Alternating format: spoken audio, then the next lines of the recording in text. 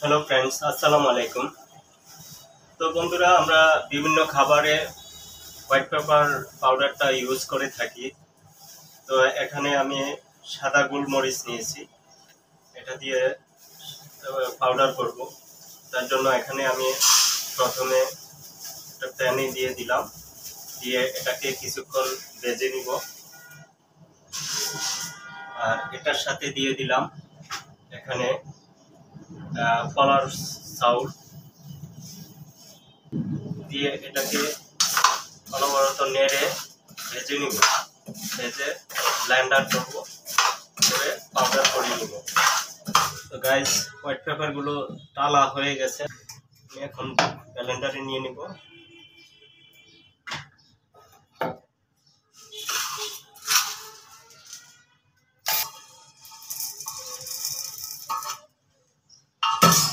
সবগুলো দিয়ে দিয়েছি।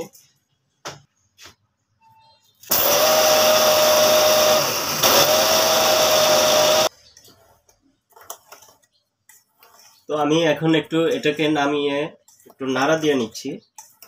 নাড়া দিয়ে আবারও ব্লেন্ড করব, যাতে পাউডারটা মিহিভাবে পাউডার হয়, তার জন্য নাড়া দিয়ে দিলাম।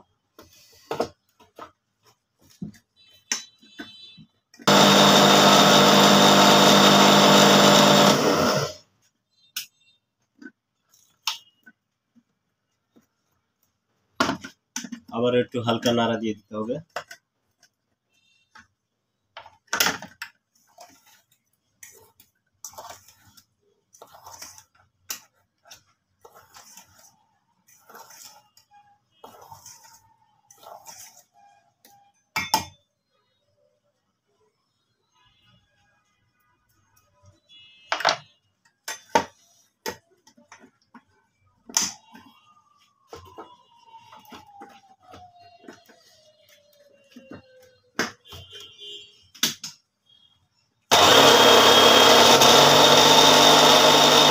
তো বন্ধুরা, হয়ে গেল আমাদের হোয়াইট পেপার পাউডার।